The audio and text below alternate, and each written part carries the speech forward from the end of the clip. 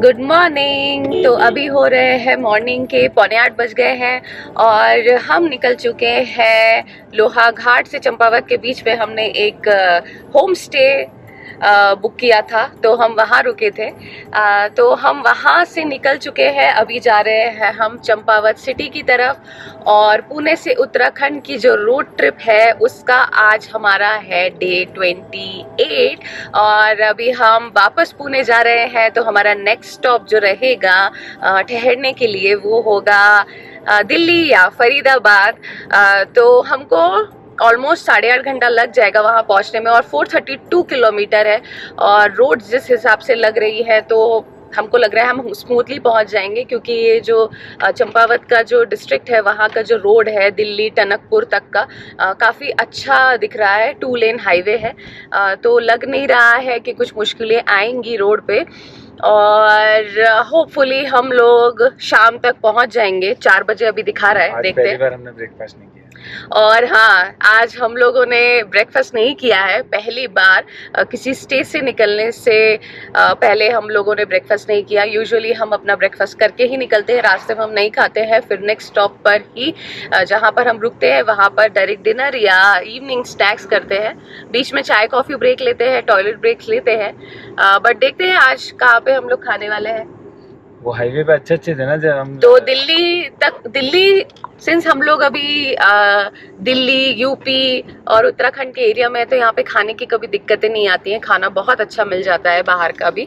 तो रास्ते में अगर हमको कोई अच्छा कैफ़े या रेस्टोरेंट दिखेगा खाना खाने के लिए तो वहाँ रुक जाएंगे, क्योंकि मुझे तो आदत है कि सुबह उठने के बाद 5-6 बजे हम लोग उठ जाते हैं। तो अगर 5-6 बजे हम लोग उठ जाते हैं तो खाना हम लोग यूजुअली खा लेते हैं 1-2 घंटे में। तो भूख तो मुझे लग जाएगी। हम लोगों ने सोचा आज अपने स्टे में रिजॉर्ट में जाकर अच्छे से एंजॉय करेंगे, इसलिए थोड़ा जल्दी निकलने का ट्राई किया। नहीं तो अगर शाम और रात हो जाती है तो फिर मज़ा नहीं आता, थक जाते हैं, फिर वहाँ पे जाकर भी सोते ही हैं डायरेक्ट। तो अभी मैं आपको आगे के रास्ते अपडेट करती रहूँगी, क्योंकि ये रोड जो है अभी के लिए तो हमारे लिए भी नया है। और चंपावत मेरा चंपावत आ जाएगा। हाँ, नेटिव बोलेंगे या होम टाउन बोलेंगे? नेटिव। तो चंपावत मेरा नेटिव भी है पापा के साइड का। तो हमारा भी गांव यहीं पर ही लगता है, यही डिस्ट्रिक्ट में हिंगारू-कोट करके एक छोटा सा जिला भी नहीं बोल सकते उसको, छोटा सा गांव है तो वहाँ लगता है। और लोहा घाट में भी काफ़ी सारे रिलेटिव्स रहते हैं और अभी हम जहाँ पर रुके हैं वो भी हमारे जो ताऊ जी है उनका ही होम स्टे है। वो काफ़ी अच्छा होम स्टे चलाते हैं। तो अगर आपको लगता है यहाँ पर आते हैं और आपको कहीं रुकना हो तो आप कमेंट कर सकते हैं, तो मैं वो होम स्टे की लोकेशन और नाम आपको ज़रूर भेजूँगी। वीडियो तो अभी मैं बना नहीं पाई क्योंकि मेरे पास इतना टाइम नहीं था और हम लोग कल ही शाम को आए थे, सुबह आए थे, दिन में आए थे, कल दिन में आए थे और हम काफ़ी जल्दी निकल गए तो हमको टाइम नहीं मिला ये सारी चीज़ें बनाने के लिए। ये चंपावत है। तो ये चंपावत आ चुका है। लोहा घाट से 7 किलोमीटर हमने कवर कर लिए। हम लोहा घाट से आगे रुके थे ना। हाँ, लोहा घाट से हम थोड़ा आगे रुके थे और चंपावत के थोड़ा पहले। तो ये चंपावत है, काफ़ी बड़ा डिस्ट्रिक्ट है। तो ये मेन सिटी है, आजू बाजू काफ़ी सारे घर हैं।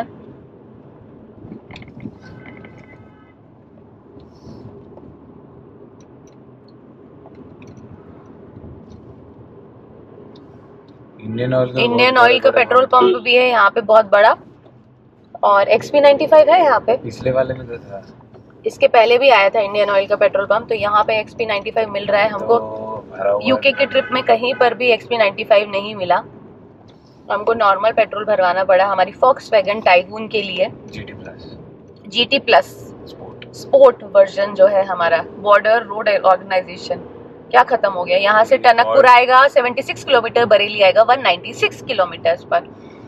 यहाँ से आप डायरेक्ट बरेली यूपी भी निकल सकते हैं। अभी तो हम दिल्ली साइड जाएंगे, फिर दिल्ली से कहाँ जाएंगे हम, दिल्ली जाएंगे फिर वापस वही रतलाम। इस बार हम सोच रहे हैं रतलाम ना रुके, क्योंकि हमको वहाँ पर अच्छे होटल्स और रेस्टोरेंट खाने के लिए भी इतना अच्छा नहीं मिला था। तो हमने सोचा हम इंदौर से होते हुए जाएंगे।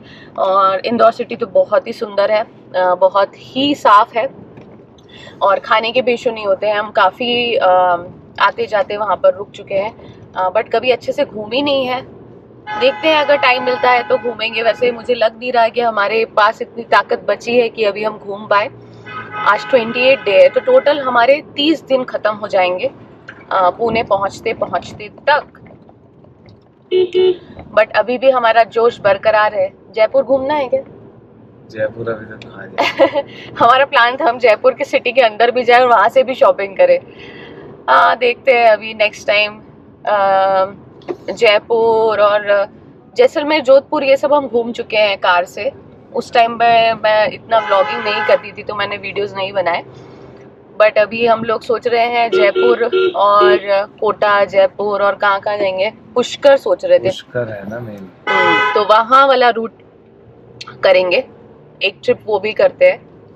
देखते हैं कैसा जाता है। अभी के लिए हो सकता है वापस उत्तराखंड भी आए 1-2 महीने में। फिलहाल के लिए तो आप ये रोड्स एंजॉय कर सकते हैं। अभी मॉर्निंग का टाइम है तो शॉप्स नहीं खुली हैं और ये पूरा चंपावत से होता हुआ मैं वीडियो बना रही हूँ। बैंक, IDBI, हर यहाँ पे IDBI ज्यादा बैंक है। तो IDBI भी है यहाँ पे, बैंक ऑफ बड़ौदा भी बहुत है। काफी बैंक्स है यहाँ पे, काफी बड़ा सिटी है। शॉपिंग करने के लिए भी सही है, ग्रोसरी स्टोर्स भी हैं। और जो होम स्टे है वो सिटी से कनेक्टेड भी नहीं है और कहने को सिटी से कनेक्टेड भी है। तो दोनों चीज़ें हैं तो आप वो अच्छी से यूटिलाइज कर सकते हैं। दिल्ली, बरेली, रुद्रपुर, टनकपुर, खातिमा, पीलीभीत, तो ये सारे जो ये मेन आ गया चंपावत लग रहा है मेरे को। ये मेन चंपावत का चौक जैसा लग रहा है, काफी बड़ा है, चौराहा जैसा है, 4 रास्ते निकले हुए हैं यहाँ से। और गोरलवेद मंदिर, अरे हम लोग गोरा देव मंदिर नहीं जा पाए। यहाँ पे बहुत सारे मंदिर भी हैं और ऊपर जाके शिव जी का क्या नाम था वो मंदिर का, मानेश्वर धाम भी है यहाँ पे। श्यामला पूर्णागिरी देवी मंदिर भी है जो कि टनकपुर साइड में है। और हमारे पापा के साइड से हमारी कुल देवी भी है वो पूर्णागिरी माता। तो बचपन में हम लोग गए हैं वहाँ पर वो मंदिर में भी। अब तो प्लेन्स जैसा आ गया ना कि घाटी है। तो चंपावत सिटी चल रहा है, यहाँ पे विशाल मेगा मार्ट बहुत है। हाँ, उत्तराखंड में हमने काफी जगह पर, अभी हम पिथौरागढ़ में भी घूम रहे थे सिटी में, तो वहां पर भी मतलब मॉल तो नहीं है या होंगे भी पता नहीं हमको। सिटी वो भी काफी बड़ी है बट वहां पे विशाल मेगा मार्ट जरूर था। अल्मोड़ा में भी था शायद, अल्मोड़ा में भी विशाल मेगा मार्ट है। भी होते हैं। अभी तो बंद हो गए सब जगह। भोपाल में भी था पहले, अब तो शायद चलता नहीं है क्योंकि अभी तो बहुत बड़े बड़े मॉल्स आ गए, वहाँ पे ब्रांड्स आ गए। यहाँ पे शायद आना बाकी रहे हैं।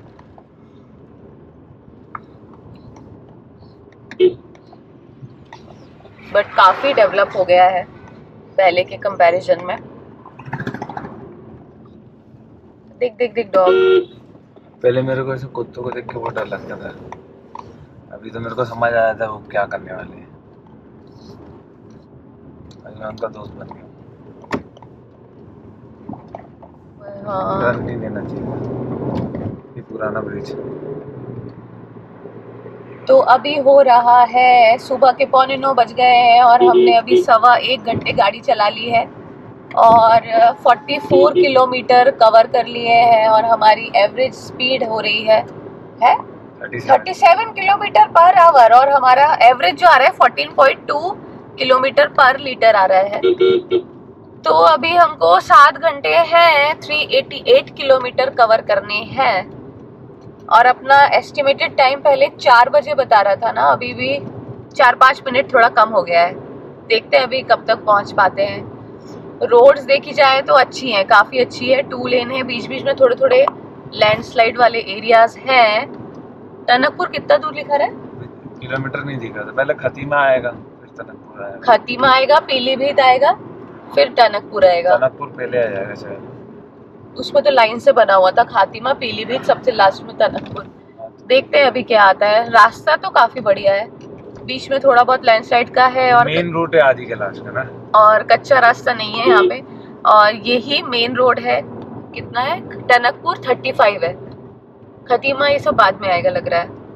टनकपुर से फ्लैट है। हाँ, तो पूरा ही अच्छा रोड है। और आदि कैलाश हम लोग तो जाते टाइम तो ये रोड से नहीं जा पाए, बट अगर जाते तो काफी अच्छा रोड था, एक्सपीरियंस और अच्छा होता। हम लोगों ने वो अल्मोड़ा से जो रोड लगती है, हाईवे था वो, नेशनल हाईवे तो नहीं बोल सकते, NH9 पे चल रहे थे ना अपन उस टाइम पे। वो भी नेशनल हाईवे था, बाद में लगता है वो पिथौरागढ़ से NH9 लगा था।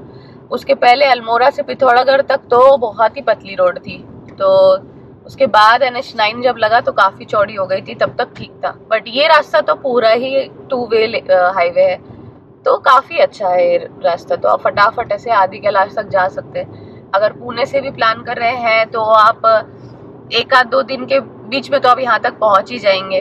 पहले आप कभी MP में कहीं रुके, इंदौर या रतलाम में, फिर आप दिल्ली फरीदाबाद रुक कर और 2 स्टॉप लेके आ जाते। 2 स्टॉप लेके डायरेक्ट आप फिर यहाँ ये स्किप करके ये रोड, या यहाँ पे रुक कर, जैसा आप आते हो दिल्ली से आ रहे हो तो यहाँ पे रुक कर या कहीं पर भी रुक कर डायरेक्ट आप फिर क्या नाम है उसका, वो जगह का, कहाँ का? आदि कैलाश के पहले धारचूला में स्टे ले सकते हैं, या फिर पिथौरागढ़ में स्टे लेकर पिथौरागढ़ में स्टे लो। पिथौरागढ़ बेस्ट रहेगा, वहाँ पे होटल्स भी अच्छे हैं और रुकने की सुविधाएं भी हैं। सीधा निकल जाओ, पिथौरा में स्टे लेकर डायरेक्ट आप फिर शाम तक पहुंच जाओ आदि कैलाश में, या तो जो भी पहले आ रहा है गूंजी आ रहा है तो गूंजी में रुक जाओ ना भी, और तब तक हो सकता है आगे तक वो कुटी विलेज है वो भी अच्छा बन जाए, तो आप आराम से जा सकते हो। तो हम टनकपुर पहुंच चुके हैं और फाइनली सीधी रोड आ गई है। सीधी रोड आ गई। अभी दिल्ली बहुत जल्दी पहुंच जाएंगे, दिल्ली दूर नहीं, 6.5 घंटे दिखा रहा है हमको दिल्ली पहुंचने के लिए। 354 किलोमीटर और है, और अभी हो रहा है सुबह के 9:45 बज रहे हैं और फाइनली फ्लैट लैंड आ चुकी है। रिक्शा दिख गई और गाड़ियां दिखने लगी हैं, काफी ट्रक्स दिख रहे हैं, बसेस दिख रही हैं, दुनिया बहुत अलग अलग नजर आ रही है। अभी इतना सीधा रोड तो मैंने महीने भर से नहीं देखा। 1 महीने बाद हम अभी सीधा रोड देख रहे हैं। हमको लगभग 1 महीना हो गया है रोड ट्रिप करते करते। आज हमारा 28वां या 29वां दिन होना चाहिए रोड ट्रिप का।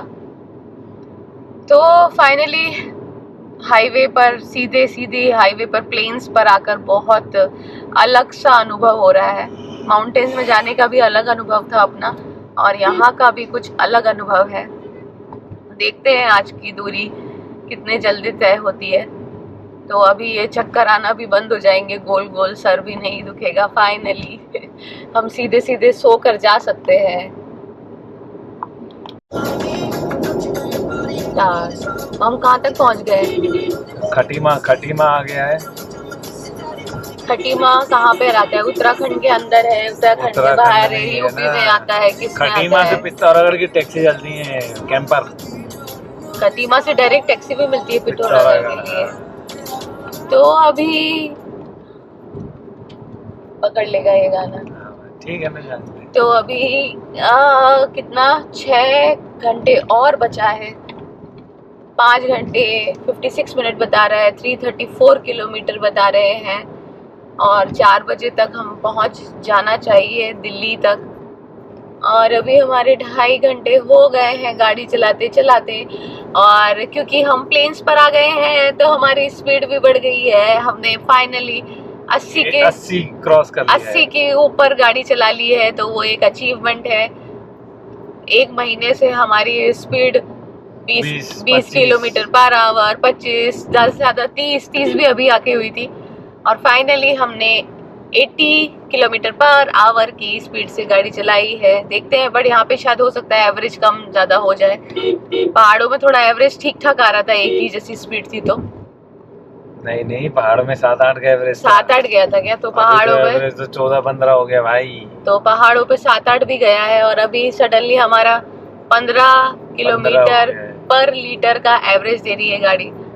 और 100 किलोमीटर हो गए जैसे ही हम प्लेन्स पे आए, तो हमारे किलोमीटर फटाफट कवर हो रहे हैं और हम जल्दी जल्दी पहुंच जाएंगे पुणे। अब हम बहुत ज़्यादा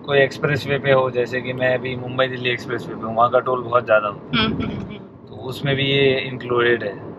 कोई एक्सप्रेस वे पे इंक्लूडेड नहीं है, जैसे कि नागपुर वाला हो गया, बट वहाँ से हम गए नहीं तो हमें फ़र्क नहीं पड़ा। तो ये एक्सप्रेस वे के लिए थोड़ा ना होगा, सारे हाईवे पे जो भी नहीं, जितने भी एक्सप्रेस टोल। वे के लिए भी वैलिड है ये। अच्छा, नहीं तो उसके अलावा भी वैलिड है ना? सब जगह वैलिड है, स्टेट हाईवे पे वैलिड नहीं है। स्टेट हाईवे पे तो टोल वैसे इतने आते नहीं होंगे ना, नहीं छोटे मोटे आते तो हैं। इतना मान लो कि आपका 15-20 हजार की खपत हो जाएगी 3,000 रुपये में।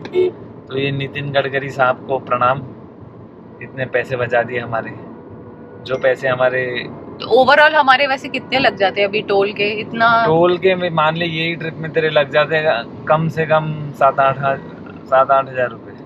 7-8 हजार यही रुपए ट्रिप लग में। जाते हैं। और ये हमारा पास जो बन गया एनुअल पास ये का तो साल भर 3,000। का है। हाँ, बट ये कुछ ऐसा रहता है ना, कुछ ट्रिप्स का या फिर इसकी 2 टाइप 200 की। क्रॉसिंग होती है, 200 क्रॉसिंग बहुत होती है। 200 क्रॉसिंग तो शायद अभी तक 200 हमारी टोल, हुई भी नहीं हमारे है। अभी तक 20 ही टोल, 20 ही क्रॉसिंग हुई। 20 टोल हुए हैं। ज्यादा घर जाते 40 ही होंगे, फिर भी 160 बचेंगी। क्योंकि तो पहाड़ों पे एक फायदा ये भी है कि टोल होते नहीं है, हाँ हाँ, तो इसलिए correct। हमारे कम क्रॉसिंग हुई। बट फिर भी जो प्लेन के 20 क्रॉसिंग हुई, उसका आप मान लो मोटा मोटा अगर अच्छी रोड है तो 100 रुपये तो कोई भी ले लेता, 150-200 भी होते हैं। तो एक तरफ का ही 2,000-2,500 हो गया, दो तरफ का 5-6 हजार हो जाता है वो। तो ये हम साल में एक ही बार बनवा सकते हैं कि और भी कर सकते हैं? खत्म रिन्यू होने के बाद वापस रिन्यू कर सकते वापस रिन्यू कर सकते हैं ना? तो भी फिर भी बचत है अगर तुम 3,000 का एक ले रहे हो। हैं। ये हाँ, जो हाईवे पे ट्रेवल करते हैं उनको तो मस्ट है। 3,000 रुपये में कम से कम 15-20 हजार रुपये का टोल तो आराम से होता है। तो जिनका आना जाना बहुत लगा रहता है, टोल वाले पर इसमें एरिया ये ज्यादा है कि है। कहीं कोई टोल पे ये नहीं चलता है, तो अगर आपका फास्टैग का बैलेंस 0 हुआ तो दिक्कत आ जाएगी। फास्टैग में फिर भी बैलेंस रखिए 500-1000 रुपये। तो जहाँ जाना है वो ऑटोमेटिक है, आपको कुछ नहीं करना है। ये फास्टैग से लिंक्ड है इनका सिस्टम, तो जहाँ वैलिड है वो एनुअल से कटेगा, जहाँ नहीं वैलिड है वो बैलेंस से कटवा लेगा। अच्छा, तो आपको बैलेंस भी एक मिनिमम रख सकते हैं 1,500 रुपए। हाँ, मैं 1000 लेके चला था। मेरा जो स्टेट हाईवे में 50-60 रुपये के टोल लगते हैं वो लग रहे हैं, तो मुझे चेक करना पड़ेगा कितना है, बट फिर भी बहुत बचेगा।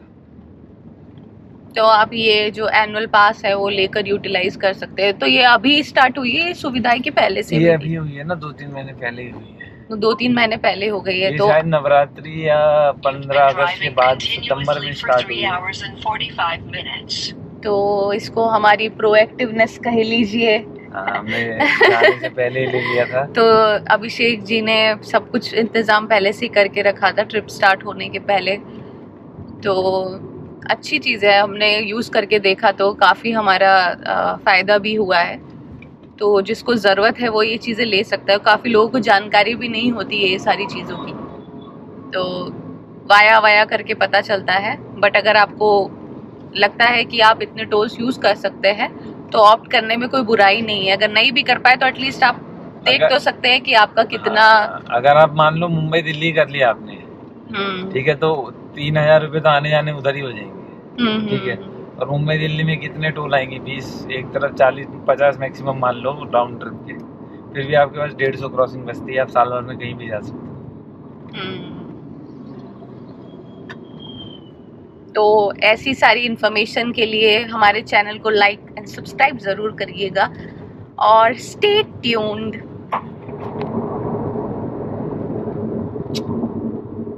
वो आ जाते हैं।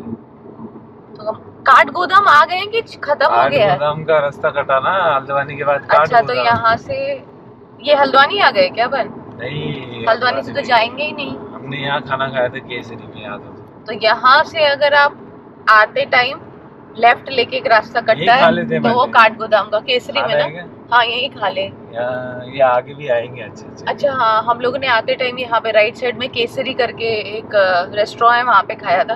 और यहाँ से सीधे जाके हम लेफ्ट ले लिए थे, फिर वहाँ से काठ गोदाम, फिर हल्द्वानी आया था। नहीं, हल्द्वानी फिर काठ गोदाम आया था। तो अभी ये जो राइट गया है वहाँ से हल्द्वानी वाला रास्ता कटा है, तो हमने वो टर्न नहीं लिया। अब हम सीधे जा रहे हैं। टनकपुर भी निकल चुका है, सितारपुर आया था। सितारगंज था कि पुर था?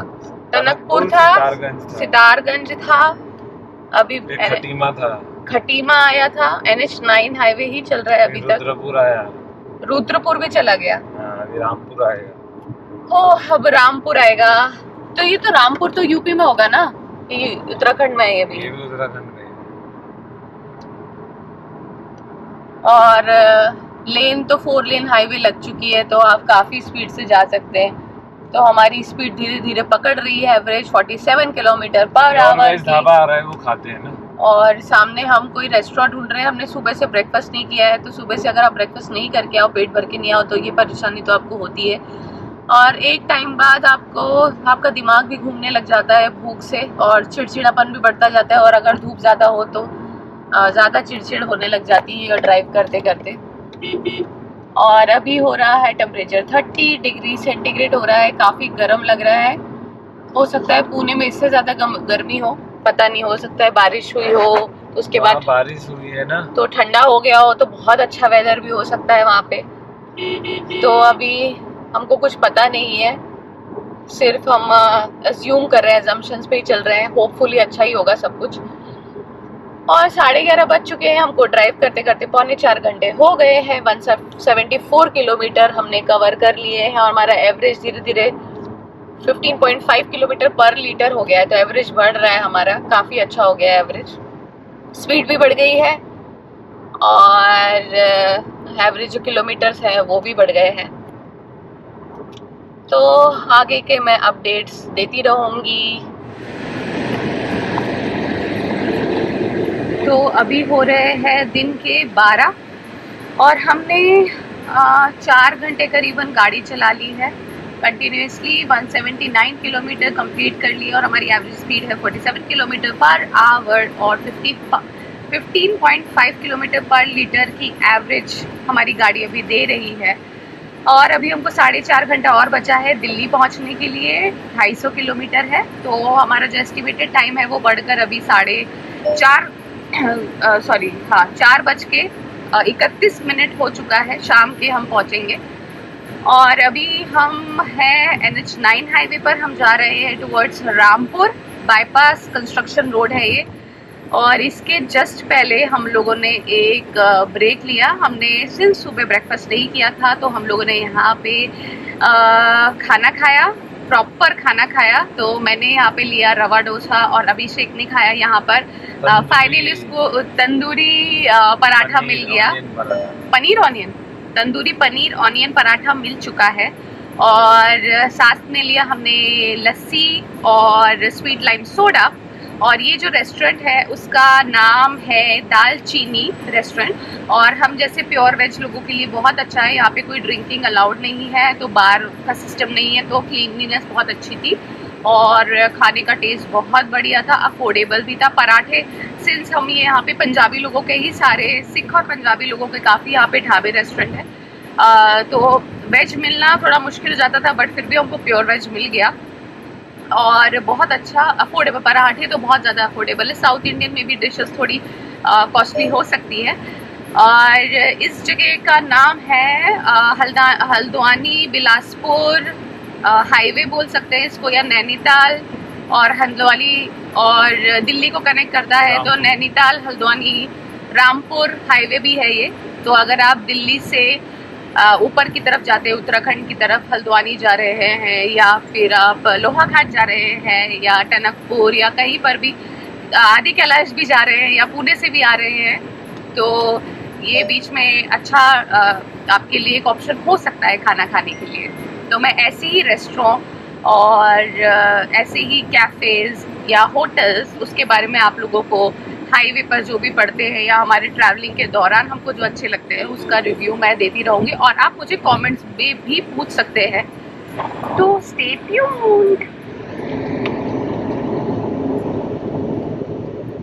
तो ये है बिलासपुर का नेशनल हाईवे। तो हम बिलासपुर बाईपास कर रहे हैं, और ये भी हो सकता है दिल्ली में ही यूपी में लग सकता है। रामपुर और बरेली, ये सारी चीज़ें तो दिल्ली में यूपी में लगती है ना, बरेली तो यूपी में है, और यहाँ से सीधे जाके बरेली भी आएगा। पहले दिल्ली को कैसे टच करते हो जाएंगे? पहले यूपी गाजियाबाद आएगा, फिर दिल्ली आएगा, फिर हरियाणा फरीदाबाद आएगा। अच्छा, तो यहाँ से हम आ रहे हैं तो पहले जो एनसीआर जो आउटर रीजन है तो पहले गाजियाबाद के आएंगे, और यूपी के जो एनसीआर रीजन है, एनसीआर जो है पहले गाजियाबाद लगेगा, फिर दिल्ली के आउटर से जाएंगे हम, फरीदाबाद इधर साइड जाएंगे। फिर दिल्ली आएगा। नहीं, फरीदाबाद हरियाणा का आउटर हो गया। हरियाणा का पर दिल्ली आएगा ना। अच्छा, दिल्ली को क्रॉस करेंगे हम। दिल्ली तो आउटर से जाएंगे। हाँ, तो पहले यूपी के आउटर से जाएंगे, फिर दिल्ली लगेगा, और फिर हरियाणा का आउटर लगेगा। दोस्तों, उर्वशी को हो गया है चलाते हुए 1.5 घंटे। ये देखो जीटी गर्ल, और अभी हम पहुंच गए हैं। टोल प्लाजा आ गया, टोल प्लाजा आ गया है, चौथा पांचवा आ गया ना अभी। पांचवा आ गया है। ये है भानपुर रोड। तो अभी आएगा, मुरादाबाद क्रॉस हुआ है और हापुड़ हाईवे है, तो देखते हैं। एक्सप्रेस वे भी आना चाहिए, तो आई थिंक उससे स्पीड थोड़ी हो जाएगी। अभी 150 किलोमीटर बचे हैं, तो हम शाम को 5 बजे तक पहुंचने का अनुमान है।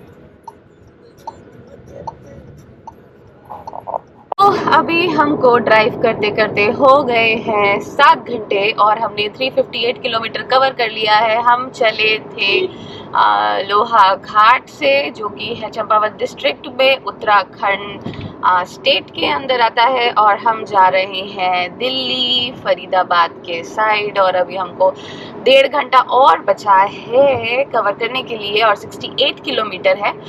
तो हमारा एस्टिमेटेड टाइम जो हो गया है, इन बिटवीन ब्रेक्स लेकर बढ़कर हम ऑलमोस्ट 5 बजे तक पहुंच जाएंगे। और रोड्स काफ़ी अच्छी है, यहाँ से एक्सप्रेसवे नहीं लगता है। हम लोग ऐसा सोच रहे थे कि यहाँ पे एक्सप्रेसवे लगेगा तो हम पिकअप कर लेंगे अपनी स्पीड, बट अभी तक हम नेशनल हाईवे 9 पर ही हैं, और आगे तक भी ऐसा लग रहा है कि नेशनल हाईवे 9 ही पड़ने वाला है दिल्ली तक। तो फरीदाबाद खत्म हो गया कि आ गया? फरीदाबाद ही आएगा ना, मेरे दिल्ली आएगा पहले दिल्ली आएगा। नहीं, अभी गाजियाबाद। मुजफ्फरपुर भी आया था क्या वापस? मुरादाबाद। तो मुरादाबाद निकल चुका है, गाजियाबाद आने वाला है, उसके बाद दिल्ली आएगा, फिर उसके बाद फरीदाबाद आएगा। कितने सारे बाद हो गए, बाद बर्बाद आबाद। रोड्स तो अच्छी है, स्मूथ है, ठीक है, एक स्पीड पे मेंटेन कर सकते हैं। और 53 किलोमीटर पर आवर की हमारी एवरेज स्पीड हो गई है। 16.5 किलोमीटर पर लीटर का हमारी गाड़ी एवरेज दे रही है, तो एवरेज काफ़ी बढ़ गया है हाईवे पर। प्लेन्स पर ज़्यादा अच्छा एवरेज मिल रहा है हमको। तो पहुंच जाएंगे हम 5 बजे तक। हो सकता है मैं आगे की वीडियोस ना बनाऊं, क्योंकि अभी बहुत थक गए हैं, एग्जॉस्टेड हैं। देखते हैं क्या होता है आगे। तब तक के लिए bye bye, good night, good evening. तो जो सामने आप 6 लेन हाईवे देख रहे हैं, ये जो ऊपर दिख रहा है डंप यार्ड का है, उधर देख, वो जो पहाड़ दिख रहा है ना, अच्छा, कूड़ों का पहाड़ है, दिल्ली का कूड़ा है। ये दिल्ली का कूड़ा यहाँ पर डंप होता है, मुझे भी नहीं पता भाई साहब। ये जो पूरा पहाड़ है उसके ऊपर पूरे चील वो घूम रहे भाई साहब। है नहीं खोल रही। उस पे रोड भी बना दी है। हाँ, उस पे भी रोड है। वो ऐसा नहीं लग रहा पहाड़ों के ऊपर रोड बनाते हैं ना, वैसी रोड बनी हुई है। भाई कितना बड़ा कूड़ा है यार। पुणे का कहाँ होता होगा क्या पता। दिल्ली में इतना कूड़ा है, सामने की बिल्डिंगें नहीं नजर आ रही है, बट रोड्स तो कहना पड़ेगा, दिल्ली की रोडों का कोई मुकाबला नहीं है। पूरी हमने अभी एक्सप्रेसवे पकड़ा है, नेशनल एक्सप्रेसवे जो 3 है, और इसके बाद से हम लोग NE4 पकड़ेंगे ना, Mumbai Delhi Mumbai expressway NE4 expressway से निकल जाएंगे। ये NE3 है, बट ये एक्सप्रेसवे थोड़ा सा अलग है, क्योंकि ये जो सिटी के बीचों बीच है, और यहाँ पर साइड में 2 व्हीलर्स भी चल सकती है। मतलब ये एक्सप्रेसवे थोड़ा अजीब टाइप का है, समझ नहीं आया। यहाँ पे कोई स्पीड लिमिट भी ऐसी नजर नहीं आ रही है। आई 70 की स्पीड से है, 50 की स्पीड से है, बट यहाँ से एक्सप्रेसवे को एग्जिट भी कर सकते हैं शायद ना। ये थोड़ा अलग टाइप से बनाया हुआ है। बाकी के इसके पहले जो हमने एक्सप्रेसवे में ड्राइव किया है वहाँ पे यूजुअली अगर मुंबई पुणे वाला एक्सप्रेसवे भी देख लिया आप, या NE4 या समृद्धि एक्सप्रेसवे जो नागपुर से किसको करने कहते हैं, पूना, बॉम्बे, तो नागपुर बॉम्बे वाला जो एक्सप्रेसवे है, तो वो सारे एक्सप्रेसवे में अगर आप देखेंगे तो 6 to 8 लेन्स रहते हैं, बट वहाँ पे आप बाईपास नहीं कर सकते या फिर एग्जिट नहीं कर सकते। बहुत ही कम पॉइंट्स आते हैं ऐसे एग्जिट करने के, और यूजुअली बात के बने हुए एक्सप्रेसवे है तो हो सकता है वो सिटी के आउटर में होते हैं। तो ये तो एकदम सिटी के बीचों बीच, शायद यहाँ पे जगह भी नहीं होगी उस टाइम पे, और इसको एक्सप्रेसवे घोषित कर दिया गया है। और यहाँ पर मैंने देखा है ये एक्सप्रेसवे में ना 2 व्हीलर भी चल रही है, वो दिख आगे, वो दिख रही है, तो हो सकता है वो जबरदस्ती घुसाई है क्या, पता नहीं यहाँ अलाउड है या नहीं। बट अभी सामने ही जस्ट लेफ्ट साइड में, तो यहाँ पे अगर आप देखेंगे तो इधर 2 व्हीलर भी चल रही है यहाँ के एक्सप्रेसवे में। मे बी अलाउड नहीं है बट वो बंदा चला रहा है। तो ऐसा है यहाँ का NE3 एक्सप्रेसवे। जब हम उत्तराखंड की तरफ जा रहे थे तब भी हम ये NE3 से गए थे, हल्द्वानी से जब हम मुक्तेश्वर की तरफ गए थे।